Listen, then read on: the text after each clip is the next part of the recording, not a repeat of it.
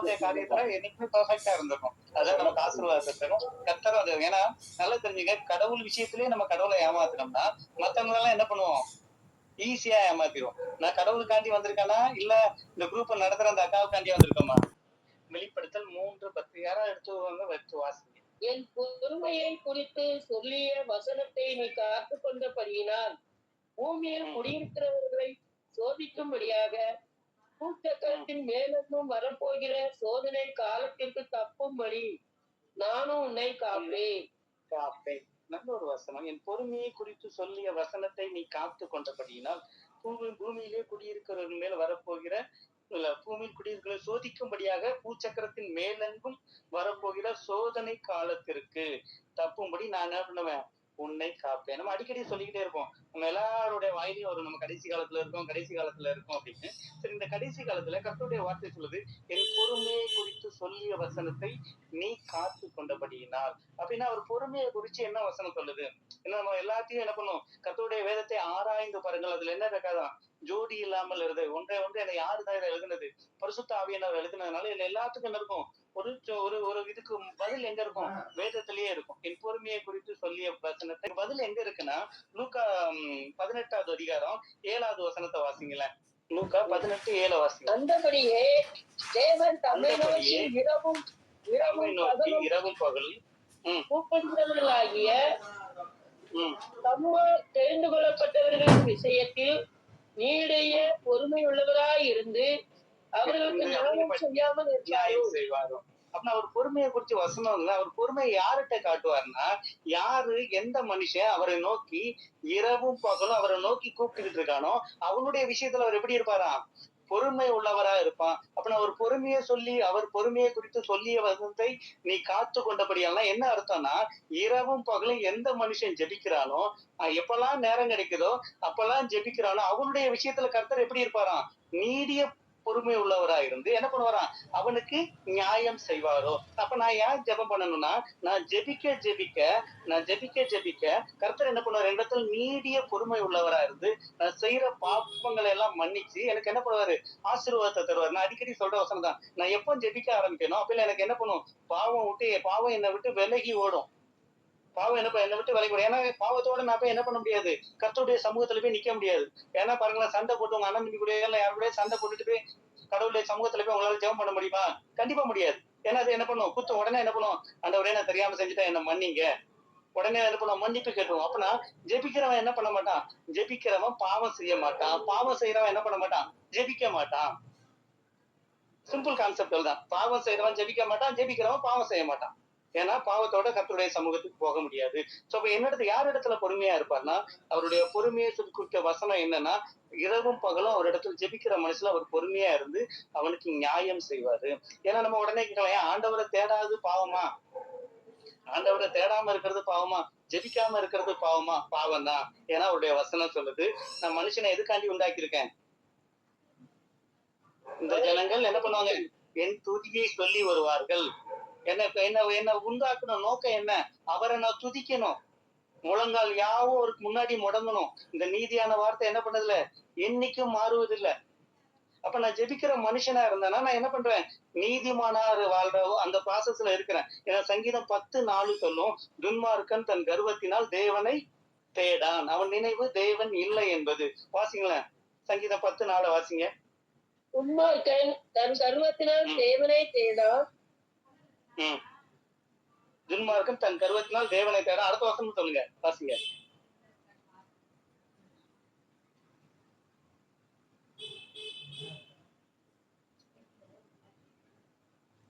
கேக்குதா? நான் படிச்சது கேட்கல. எனக்கு கேட்கல. நீங்க படிச்சது கேட்கல. துன்மார்க்கன் தன் கர்வத்தினால் தேவனை தேடான், அவன் நினைவு தேவன் இல்லை என்பது. அப்ப நான் கடவுளை நோக்கி நான் தினமும் ஜெபிக்கலன்னா நான் யாரு? நான் கிறிஸ்தவன் சொல்லிட்டு வாழுகிற துன்மார்க்கன். நான் அனுதினமும் ஜெபிச்சா மட்டும்தான் நான் உண்மையான கிறிஸ்தவன். நான் அனுதினமும் எப்போ நான் ஜெபிக்கிற மனுஷனா இருக்கிறேனோ அப்பதான் நான் உண்மையான கிறிஸ்தவன். இல்லைன்னா நான் யாரு? துன்மார்க்கன். ஏன்னா வேதமே சொல்லுது, துன்மார்க்கன் என்ன பண்ண மாட்டான்? தன்னுடைய கர்வத்தினால் தேவனை தேட மாட்டான். நல்லா பாருங்க. மற்ற மதத்துல உள்ளவங்க கூட என்ன பண்றான்? ஒரு இந்துவா இருக்கட்டும், இல்ல ஒரு முஸ்லீமா இருக்கட்டும். என்ன பண்ணுவான்? ஒரு முஸ்லீம் ஒரு நாளைக்கு என்ன பண்ணுவான்? 6 நாள் ஒரு முஸ்லீம் வந்து 7 முறை என்ன பண்ணிருவான்? அவன் தெய்வத்த நோக்கி கும்பிட்டுருவான். ஒரு இந்துவா இருக்கிறவன் கூட 3 நேரம். காலையில 5 மணி, மதியம் 12 மணி, சாயங்காலம் 6 மணி. அவன் கூட என்ன பண்ணிருவான்? அவன் கடவுள தேடிருவான். ஆனா கிறிஸ்தவனா இருக்கிறன்னா, காலையில 5 மணிக்கு கோயில்ல பெல் அடிச்சாலும் எந்திக்கிறது கிடையாது. 12 மணிக்கு பெல் அடிச்சு ஞாபகப்படுத்தினாலும் எந்திக்கிறது கிடையாது. 6 மணிக்கு என்ன பண்ணுவாங்க? 6 மணிக்கு என்ன பண்ணுவாங்க? பெல் அடிப்பாங்க. அப்பவும் என்ன பண்றது கிடையாது. ஜெபம் பண்ணுங்கிற உணர்வே நமக்கு வராது. 6 மணிக்கு அங்க கோயில்ல மணி அடிச்சு பாட்டு போட்டா இங்க என்ன ஓடிட்டு இருக்கு வீட்ல? டிவி ஓடிட்டு இருக்கும். ஆனா பேர் என்ன சொல்லுவான்? நான் கிறிஸ்தவன் அப்படின்னு. அதாவது பிசாசு என்ன பண்ணுவானா, நல்லா கேட்டுக்கங்க. பிசாசு என்ன பண்ணுவானா, உண்மையில்லாத தெய்வத்தை எல்லாம் தேட வைப்பான். ஆனா உண்மையா தேட வேண்டிய தெய்வத்தை என்ன பண்ண மாட்டான்? அந்த மக்களை தேட விட மாட்டான். கிறிஸ்தவனை என்ன பண்ண மாட்டான்? அவங்க தெய்வத்தை தேட விட மாட்டான். இயேசு கிறிஸ்துவ பிசாசு தேட விட மாட்டான். ஆனா மத்த மதத்தெல்லாம் பாருங்க, அவங்க பொய்யான தெய்வம் இருந்தா அவங்களெல்லாம் ஒழுங்கா தேட வைப்பான். அவங்களெல்லாம் பயமுறுத்தி தேட வைப்பான். ஏன்னா தெய்வ குத்தமாயிரும் சொல்லி என்ன பண்ணுவான்? பயமுறுத்தி தேட வைப்பான். ஆனா நம்ம என்னது? கடவுள் பொறுமை உள்ளவர், அவர் அன்பு உள்ளவர்னு சொல்லிட்டு என்ன பண்ண மாட்டோம்? அவருக்கு விரோதமான காரியத்தை எல்லாம் செஞ்சுட்டு இருப்போம். ஒரு நாளைக்கு தாவீதையெல்லாம் என்ன சொல்லுவான்? அந்தி சந்தி மதியான வேலையில் நான் என்ன பண்ணுவேன்? தேடிக்கிட்டு இருப்பேன். ஒரு நாளைக்கு 7 முறை துதிப்பேன். ஆனா கிறிஸ்தவனா இருக்கிறான்னா எத்தனை முறை ஜெபிக்கிறோம்? நம்ம பிள்ளைங்களுக்கு சொல்லி கொடுத்த வழக்கம் நல்லா யோசிச்சு பாருங்களேன். நம்ம அப்பா அம்மா எல்லாம் நம்மளை காட்டிலும் அதிகமா ஜெபிச்சிருப்பாங்க. நம்ம அப்பா அம்மா எல்லாம் ஜெபிக்கிறது மட்டும்தான் அவங்களுக்கு இது. எதனாலும் என்ன பண்ணுவாங்க? நீங்க போய் ஏதாவது கேட்டீங்க கூட என்ன சொல்லுவாங்க? ஏசப்பட்ட கேளுப்பா, அவரு உனக்கு தருவாங்க. ஆனா நம்ம பிள்ளைங்களுக்கு இப்ப அப்படி நம்ம சொல்லி கொடுக்குறோமா? என்னைக்காவது நம்ம வாயில இருந்து அந்த வார்த்தை வருதா? ஏசப்பட்ட கேளு, அவர் உனக்கு தருவாரு அப்படின்னு. ஏன்னா அந்த விசுவாசத்தை பிள்ளைங்களுக்கு சொல்லி கொடுக்கறது இல்ல. ஆனா நம்ம பெற்றோர்கள் என்ன அவங்க அதிகமா ஜெபிச்சாங்க நம்மளை காட்டிலும். கம்பேர் பண்ணி பாருங்க. உங்க ஜெபத்துக்கும் அவங்க ஜெபத்துக்கும் எவ்வளவு வித்தியாசம் இருக்குன்னு. அவங்க எல்லா நேரமும் தேவனை தேடினாங்க. நான் என்ன என் தேவை என்ன? எனக்கு என்ன தேவையோ அப்ப மட்டும் தான் நான் தெய்வத்தை தேடுறது. இயேசு கிறிஸ்துவ தேடுறது எனக்கு தேவை வரும்போதுதான். இயேசு கிறிஸ்துவ எப்படி யூஸ் பண்றோம்னா, தலைவலி தைலம் மாதிரி. எப்பெல்லாம் தலைவலி வருதோ அப்பெல்லாம் என்ன பண்ணுவோம்? தைலத்தை எடுத்து தேய்ப்போம். அதே மாதிரிதான் நம்ம கடவுளை தேடுறோம். ஆனா கடவுளை நான் என்ன பண்ணணும்? எல்லா நேரமும் இரவும் பகலும் நான் அவரை நோக்கி கூப்பிடும் போது என்னுடைய விஷயத்துல அப்படி நீடிய பொறுமை உள்ளவரா இருந்து எனக்கு என்ன பண்ணுவாராம்? நியாயம் செய்வார். எரேமியா 8:7 ஒரு அழகான வார்த்தை சொல்லும். எடுத்து வாசிங்களேன். எரேமியா 8:7. ஆகாயத்தில் உள்ள நாரை முதலாய் தன் வேலையை அறியும் காட்டுப்புறாவும் கொக்கும் தகையுளான் குருவியும் தாங்கள் வரத்தக்க காலத்தை அறியும். என் ஜனங்களோ கர்த்தரின் நியாயத்தை அறியார்கள் என்று அறியார்கள். என்ன சொல்றாங்க? 5 அறிவு படிக்கிற பறவைகளுக்கு கூட என்ன நோக்கி கூப்பிட வேண்டிய காலகட்டம் தெரியும். ஆனா 6 அறிவு படிச்ச மனுஷனுக்கு என்ன பண்ணாது? தெரியாது. எத்தனை பேர் நம்முடைய வீட்டுல குடும்ப ஜெபம் காலையில செய்யறோம். ஆனா நம்ம சொல்ற டைலாக் பயங்கரமா இருக்கும். நான் இயேசுக்காண்டி உயிரை விடுவேன். இயேசுக்காண்டி நான் எதனாலும் செய்வேன். நீங்க அதெல்லாம் செய்ய வேண்டாம். இயேசுக்காண்டி காலையில ஒரு 1/2 மணி நேரம் தூக்கத்தை விடுங்க. தூக்கத்தையே விடாத நான் எப்படி நான் உயிரை விடுவேன் அவருக்காண்டி? நான் அவர் அன்பு செஞ்சேன்னா என்ன பண்ணுவேன்? அதிகாலையில அவரை தேடுவேன். நான் ஒரு மனுஷனா இருக்கட்டும்னு வைங்களேன். யாரை நம்ம அதிகமா அன்பு செய்யறோமோ தூங்கி எந்திரிச்ச உடனே முதல்ல அவங்களதான் தேடுவோம். எந்திரிச்சு பாருங்க. நீங்க மனைவியை நேசிக்கிறீங்களா? காலையில எந்திரிச்ச உடனே மனைவியை தான் தேடுவீங்க. நீங்க பிள்ளைங்களை நேசிக்கிறீங்களா? எந்திரிச்ச உடனே பிள்ளைங்க தான் தேடுவீங்க. நீங்க கணவனை நேசிக்கிறீங்களா? எந்திரிச்ச உடனே யாரை தேடுவீங்க? உங்களுக்கு அன்பானவங்க யாரோ அவங்கள தேடுவாங்க. நம்முடைய லிஸ்ட்ல கடவுள் எத்தனாவது ஆளா இருக்கிறாரு? எந்திரிச்ச உடனே கடவுளை தேடுதானா?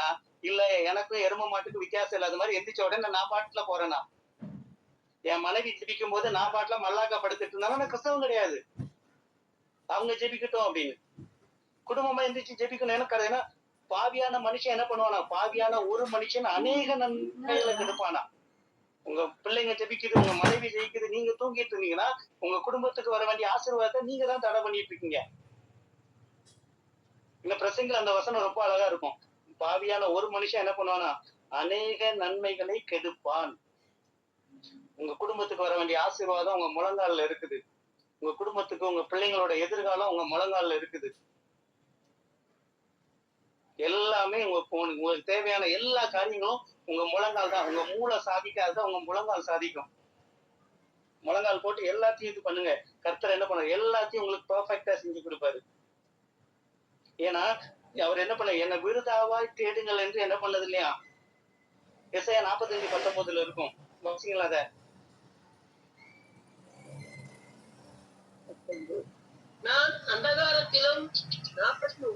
19 இல்ல 45:19 5:19 வாசு சரிதான். அதான் வாசிங்க. நான் அந்த காலத்திலும் பூமியின் அந்தகாரமான இடத்திலும் பேசினதில்லை. விருதமாக என்னை தேடுங்கள் என்று நான் யாக்கோபின் சந்ததிக்கு சொன்னதும் இல்லை. நான் நீதியை பேசி யதார்த்தமானவைகளை அறிவிக்கிற கர்த்தர். இந்த தேவனை தேடுறதுனால தேவனுக்காண்டி 1/2 மணி நேரம் ஒதுக்குறதுனால அது பிரயோஜனம் இல்லாம போகாது. அது விருதாவும் போகாது. நைட் வந்து லேட்டா தான் படுத்துருக்கீங்க. அவர் தூங்கட்டும்னு சொல்லி உங்க பிள்ளைய எழுப்பாம ஐயோ அவன் ஜெபம் பண்ண வேண்டாம் தூங்கட்டும்னு சொல்லிட்டு அவனை தூங்க விடாதீங்க. ஜெபத்துல இறக்கம் காட்டாதீங்க. ஜெபத்துல விட்டு கொடுக்காதீங்க. பிள்ளைங்களுக்கு சொல்லி கொடுங்க. ஆபிரகாம் ஈசாக்குக்கு சொல்லி கொடுத்தாரு. ஈசாக்கு யாக்கோபுக்கு சொல்லி கொடுத்தாப்ல. நல்லா பாருங்க, ஆபிரகாம் ஜெபிச்சதோட ஈசாக்கு அதிகமா ஜெபிச்சிருப்பாரு. ஈசாக்கு ஜெபிச்சதோட யாக்கோபு போராடி ஜெபிச்சிருப்பாரு. யாக்கோபு ஜெபிச்சதோட தாவீதை என்ன பண்ணிருப்பாரு, அதோட அதிகமா ஜெபிச்சிருப்பாரு. எல்லா காரியங்களும் நல்லா எடுத்து பாத்தீங்கன்னா, வேதத்துல எடுத்து பாத்தீங்கன்னா ஒவ்வொருத்தரும் ஜெபத்துல என்ன பண்ணிருப்பாங்க, அவங்கள காட்டிலும் இவங்கள காட்டிலும் அப்கிரேட் ஆயிட்டே இருப்பாங்க.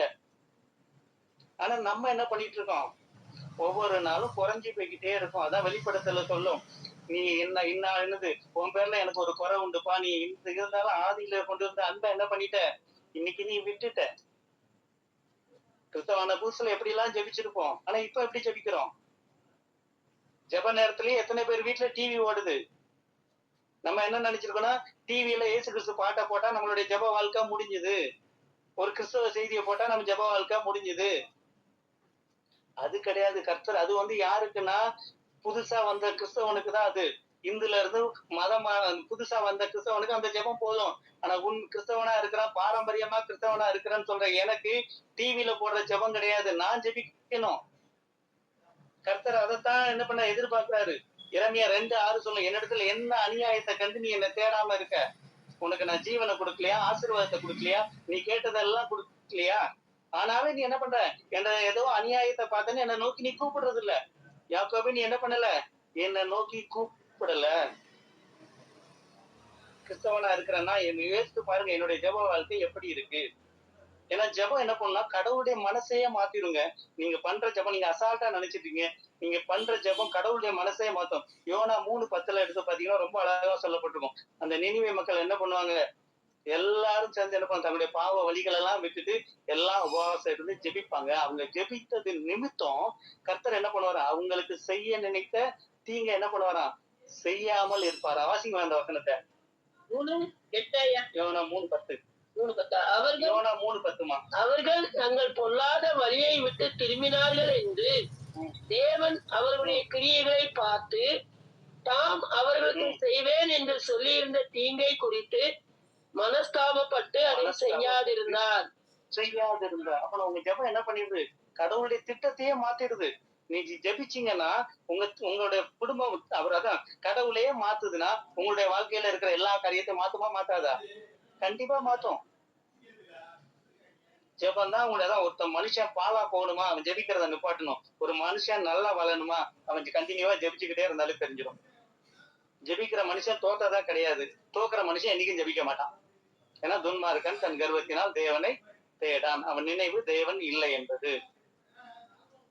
அதான் கர்த்தரை தேடுவதற்கு எந்த நன்மையும் குறைவுபடாது, தேடாதவனுக்கு எல்லா நன்மையும் குறைவுபடும். என் வாழ்க்கையில ஒரு பிரச்சனை, என் வாழ்க்கையில ஒரு கஷ்டம் அப்படின்னா முதல்ல எதுல நாங்க சரி பண்ணணும், என்னுடைய ஜெப வாழ்க்கையை சரி பண்ணணும். ஜெபத்துல குறை இருந்தா மட்டும்தான் உங்களுக்கு எல்லா இடத்துல இருந்து எதிரி எழும்புவான். அது எதை உணர்த்துதுன்னா, என்னுடைய ஜெப வாழ்க்கையில எங்கேயோ நான் கோட்டை விட்டுட்டு இருக்கிறேன். ஏன்னா தானியேல் ஜெபிச்சுதான் எல்லாத்தையும் பெற்றுக்கொண்டாரு. தாவீதையா ஜெபிச்சுதான் என்ன பண்ணாரு, ஆடு மேய்ச்சவன் ஜெபிச்சுதான் அரசனானா. அடிமையா போன தானியேல் ஜெபிச்சுதான் என்ன பண்ணான், முதன்மையான நிலைக்கு வந்தான். நம்முடைய ஜெப வாழ்க்கை எப்படி இருக்குது? ஆண்டவர்ட்ட ஆசீர்வாதத்தை மட்டும் கேட்கிறோம் ஒவ்வொரு நாளும். தொடர்ந்து நான் அவர்கிட்ட கேட்டுக்கிட்டு இருக்கிறேன்னா, நம்ம என்ன ஜெபிக்கணுங்கிறத நாளைக்கு இன்னொரு நாளைக்கு எடுப்போம். சோ இன்னைக்கு நான் என்னுடைய ஜெப வாழ்க்கை ரொம்ப முக்கியம். ஜெபத்துல நான் என்ன பண்ணும், ஏன்னா கடவுளுடைய சித்தமும் அதுதாங்க. கடவுளுடைய சித்தம் என்னன்னா, என் சித்தத்தை நீங்க செய்யணும்னா அவருடைய முதலாவது சித்தம் என்னன்னா ஜெபிக்கிறது. அது எதுல தெரியும்னா அப்போஸ்தலர் 10வது அதிகாரம் எடுங்களேன். சாரி, அப்போஸ்தலர் 9:3 இருந்து அப்படியே மெதுவா வாசிங்களேன். இல்ல 9:4 மட்டும் வாசிங்க. அவன் தரையிலே விழுந்தான். அப்பொழுது சவுலே சவுலே நீ என்னை ஏன் துன்பப்படுத்துகிறாய் என்று தன்னுடனே சொல்லுகிற ஒரு சத்தத்தை ஒரு கேட்டான். சத்தத்தை கேட்டான். 5வது வாசிங்க. அதற்கு அவன், ஆண்டவரே நீ யார் என்றான். அதற்கு கர்த்தர், நீ துன்பப்படுத்துகிற இயேசு நானே. இயேசு உன்னை நானேனாரு. அடுத்து புதைக்கிறது உனக்கு கடினமாம் என்றார். அடுத்த வசனத்தையும் அவன் நடுங்கி திகைத்து, ஆண்டவரே நான் நான் என்ன செய்ய சித்தமா இருக்கிறேன் என்றான். அவங்க விழுந்த உடனே கேக்குற கேள்வி என்ன தெரியுமா? ஆண்டவரே நான் என்ன செய்ய சித்தமா இருக்கீங்க? உங்க விருப்பம் என்ன ஆண்டவரே? அதை எனக்கு சொல்லுங்க. சவுல் விழுந்த உடனே கேட்ட காரியம் என்ன? ஆண்டவரே உங்க விருப்பம் என்ன? அதை நான் என்ன பண்றேன்? உடனே நிறைவேற்றுறேன். அப்படின்னா கடவுள் என்ன சொல்றாரு? அதுக்கு அவருடைய விருப்பமா என்ன சொல்றாரு? நீ என்ன பண்ணு? நகரத்துக்குள்ள போ. என்ன பண்ணு? நீ இங்க இருந்து நகரத்துக்குள்ள போ. அங்க உனக்கு என்ன பண்ணும்? சொல்லப்படும். சரி, அவன் நகரத்துக்குள்ள போய் என்ன பண்ணிட்டு இருந்தான்? 3 நாட்கள் 9, 11 சொல்லும். அவன் 3 நாட்கள் என்ன பண்ணல? ஒண்ணுமே சாப்பிடாம என்ன பண்ண? ஒண்ணுமே சாப்பிடாம இருந்து என்ன பண்ணிட்டு இருந்தானா? ஜெபம் பண்ணி கொண்டிருந்தான்னு இருக்கும். அப்ப சவுல் ஐயா 3 நாள் என்ன பண்ணிட்டு இருந்தாப்ல? ஜெபம் தான் பண்ணிட்டு இருந்தாப்ல. அவன் கேட்ட கேள்வி என்ன கடவுள்கிட்ட? உங்க சித்தம் என்ன? ஆண்டவரே என்ன செய்ய சித்தமாய் இருக்கு. அப்ப கடவுளுடைய சித்தம் என்ன? நீ 3 நாள் ஜெபிச்சிட்டு இருக்கணும். நீ 3 நாள் என்னதான் பண்ணணும்? ஜெபிச்சுக்கிட்டு இரு. அதான் கடவுளுடைய சித்தம். நீ 3 நாள் ஜெபிச்சுக்கிட்டு இருந்தா சரி. அப்படி அவன் ஜெபிச்சுட்டு இருந்தவன கடவுள் அவனை அப்படியே விட்டுட்டாரா? அடுத்து என்ன பண்றாரு? அந்த 11வது வசனத்தை வாசிங்களேன். 11, 12 வாசிங்க. 10ல இருந்து வாசிங்க. தமஸ்குவிலே அனனியா என்னும் பேருள்ள ஒரு சீசன் இருந்தான். அவனுக்கு கர்த்தர் தரிசனமாகி, அனனியாவே என்றார். என்றார் கர்த்தர். அனனியாவே என்றார். அவன், ஆண்டவரே இதோ அடியேன் என்றார். அப்பொழுது கர்த்தர், நீ எழுந்து நேர் தெருவு எண்ணப்பட்ட தெருவுக்கு போய் யூதாவின் வீட்டிலே தர்சு பட்டணத்தானாகிய சவுல் என்னும் பேருள்ள ஒருவனை தேடு. அவன் இப்பொழுது ஜெபம் பண்ணுகிறான். ரொம்ப அழகா ஒரு காரியம் சொல்லப்பட்டிருக்கும். நீ என்ன பண்ணி எழுந்து எங்க போகணுமா? எங்க போக சொல்றாரு? வீட்டிலே தர்சு பட்டணத்தானாகிய சவுல் என்னும் பேருள்ள ஒருவனை தேடு. நீ என்ன பண்ண? நேரு தெருவுக்கு ஒரு தெருவுக்கு போப்பா. அங்க சவுல் பட்டணத்துல உள்ள இந்த மனுஷன் ஒரு பேரை சொல்லி இந்த மனுஷன் இங்க இருக்கிறான். இதுல என்ன தெரியுதுன்னா, நல்லா தெரிஞ்சுங்க. ஒரு மனுஷன் ஜெபிச்சுக்கிட்டே இருந்தா கர்த்தருக்கு என்ன தெரியும்னா, அவன் வீடு, அவன் அட்ரஸ், அவங்க அப்பா பேர் எல்லாம் என்ன பண்ணும்? துண்டா தெரியும். அதான் சொல்றாரு, தன்னை தேடுகிற உணர்வு உள்ளவன் பூமியில இருக்கான்னு என்ன பண்றாரு? கர்த்தர் பார்த்துக்கிட்டே இருக்காரு. அப்படி ஜெபிக்கும் போது அவன் எங்க இருந்து ஜெபிக்கிறான்? எந்த தெருவுல இருந்து ஜெபிக்கிறான்? எல்லாம் அவருக்கு தெரியும். இப்படி இந்த பிரச்சனை எல்லாம் இந்த தெரு பேர் தெரியுது, அப்பா பேர் தெரியுது, அம்மா பேர் தெரியுது, யாரு என்னன்னு தெரிஞ்ச கர்த்தருக்கு என் பிரச்சனை தெரியுமா தெரியாதா? இதை காட்டில அதையும் தெரியும். அப்புறம் எனக்கு விடுதலை கொடுப்பாரா மாட்டாரா? எப்ப கொடுப்பாரு? நான் ஜெபிக்கும் போது மட்டும்தான். ஏன்னா எல்லாத்தையும் தான் ஜெபிக்கிறவனோட அட்ரஸ், தெரு பேர் எல்லாம் தெரிஞ்ச கர்த்தருக்கு என் பிரச்சனையும் தெரியும். இதை தெரிஞ்ச கர்த்தர் எனக்கு என்ன பண்ணாரு? என் பிரச்சனையில இருந்து எனக்கு விடுதலையை கொடுப்பாரு. ஜெபிக்கணும். நாளையில இருந்து ஜெபிப்பீங்களா? கண்டினியூவா ஜெபிப்பீங்களா மாட்டீங்களா? ஜெபிப்போம் ஜெபிப்போம். ஆமென். எப்பையில இருந்து ஜெபிப்பீங்க? ஒரு விஷயம் நான் சொல்றேன், நான் தப்பா எடுத்துக்கிடாதீங்க. இந்த குடிகாரன் எல்லா குடிகாரனும் என்ன சொல்லுவானா, நான் நாளையில இருந்து குடிக்க மாட்டேன்னு தான் சொல்லுவான். எவனும் இன்னையில இருந்து குடிக்க மாட்டேன்னு சொல்ல மாட்டான். இதேதான் நமக்கும். நாளைக்கு ஜெபிக்கிறானா கண்டிப்பா நான் செய்ய மாட்டேன், இன்னைக்கே நான் செய்யறேன். அதுதான் உண்மையான கிறிஸ்துவ மேல உள்ள வாஞ்சை. நான் நாளைக்கு ஜெபிக்கிறேன்னு சொன்னா நானும் குடிகாரனும் ஒண்ணு. குடிகாரன் பேச்சு விடிஞ்சா போச்சு. நான் எப்பொழுது ஜெபத்துல நான் இன்னைக்கே தொடங்குறேன். நாளைக்குங்கிறதே வரக்கூடாது. நான் இன்னைக்கே என்ன பண்றேன்? கர்த்தருடைய சமூகத்துல என்ன, உங்களுக்கு பிரச்சனைக்கு காரணம் என்னுடைய ஜெப குறைவு. அந்த ஜெப குறைவை நான் சரி பண்ணனா என்ன பண்றாரு? கர்த்தர் எல்லாவற்றிலும் எனக்கு விடுதலை கொடுப்பார். அவரை தேடுறது விருதாவா போகாது. அவரை தேடுறது நமக்கு பயனுள்ளதா இருக்கும். அதான் யோபு 1:10 அழகா பிசாசு சொல்லுவான். யோபு என்ன விருதாவா உங்க தேடுதான்? நீர் அவனையும் அவனை சுற்றி உள்ள எல்லாத்தையும் நீர் என்ன பண்ணிருக்கு? சுத்தி வேலி அடைச்சு பாதுகாத்து இருக்கிற. அதனாலதான் உங்க தேடிக்கிட்டு இருக்கான். சோ அப்ப அவரை நான் தேடும் போது என்ன காரியம் நடக்குது? அவர் என்னுடைய அந்த வசனத்தை மட்டும் வாசிங்க, அதோட முடிச்சிருவோம். நீர் அவனையும் அவன் வீட்டையும் அவனுக்கு உண்டான எல்லாவற்றையும் சுற்றி. அதுக்கு முன்னக்கூட்டி உள்ள வசனத்தையும் சேர்த்து வாசிங்க. அதற்கு சாத்தான், கர்த்தர் 8ல இருந்து வாசிக்கணுமா 9? இல்ல 9 அதை வாசிங்க. 9, 10 வாசிங்க. அதற்கு சாத்தான் கர்த்தருக்கு பிரதித்திரமாக, யோபு விருதாவாகவா தேவனுக்கு பயந்து நடக்கிறான். நீர் அவனையும் அவன் வீட்டையும் அவனுக்கு உண்டான எல்லாவற்றையும் கைகளையும் சுற்றி வேலி அடைக்கவில்லையோ? வேலி எடுத்து அப்பதான் அவன் நான் கைகளை ஜெபிக்கும் போது, நான் அவருக்கு பயந்து நடந்து ஜெபிக்கும் போது, அவர் என்ன பண்ணுவாரு? என்னையும் எனக்கு உள்ள எல்லாவற்றையும் என்ன பண்ணுவாராம்? வேலி அடைச்சு பாதுகாத்திருப்பாரு. சோ எனக்கு பாதுகாப்பு குறைவு எப்ப வரும்னா, எப்ப நான் ஜெபிக்காம இருக்கணும். ஜெபம் இல்லைன்னா மேல ஓடின கூரை இல்லாத வீடும் ஒண்ணு, ஜெபம் இல்லாத வீடும் ஒண்ணு. ஈஸியா என்ன பண்ணுவாங்க? எல்லாரும் வந்துட்டு போவாங்க. சோ ஜெபத்தை அதிகப்படுத்துங்க. கர்த்தர் நம்மோடு பேசட்டும். கர்த்தர் உங்களை ஆசீர்வதிக்கட்டும். ஆமென் ஆமென். ஹalleluya. கண்களை மூடி ஜெபிப்போம். ஸ்தோத்திரம்.